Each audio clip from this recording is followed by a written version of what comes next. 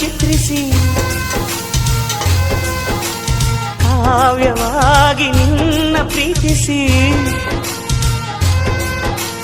ಚಂದ್ರನನ್ನು ದಿಟ್ಟಿಸಿ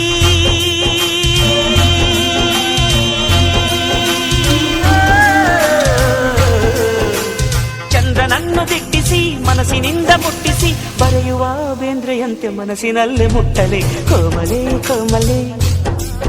ನೀ ಹೂವಿನಂತೆ ಕೋಮಲೆ ಕೋಮಲೆ ಕೋಮಲೆ ನೀ ಅರಡುವಂತೆ ಕಾಡಲೆ